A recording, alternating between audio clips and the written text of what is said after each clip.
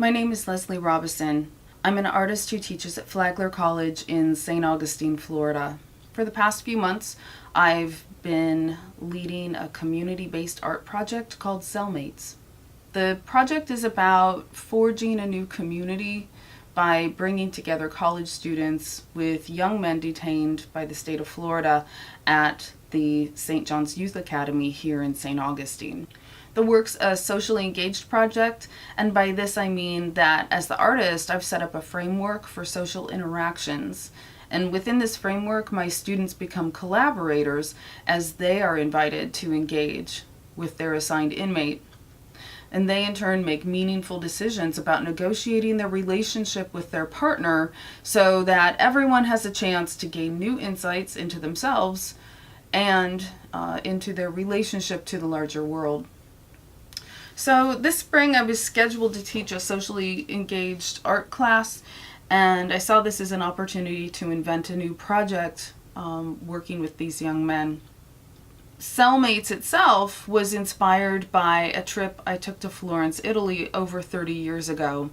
I remember going to the convent of San Marco by myself. I experienced these intimate murals that Fra Angelico had painted in individual monk cells nearly 600 years ago. The beautiful pieces were meant to aid each monk in their private prayers, reflections, and meditations.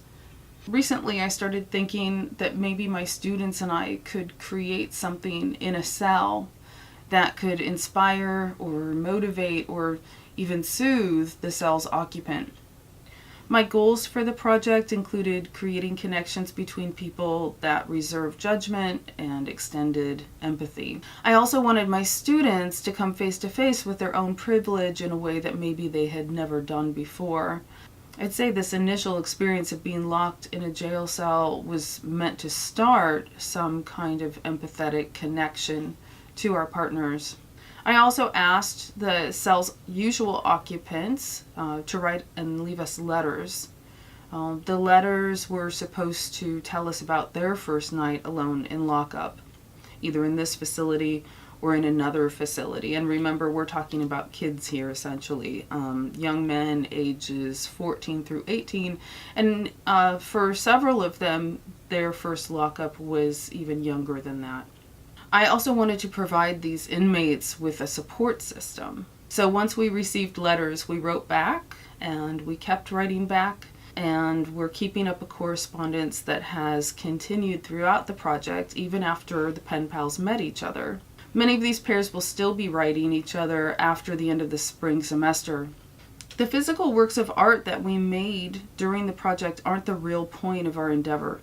They're merely byproducts, tokens of this new community that existed very wholeheartedly for over 2 months. And this community will continue for as long as these correspondences continue. Even after all points of contact are lost, my hope is that the idea of this community will live on in each of its participants. It can be a model for how the world could be instead of how it is.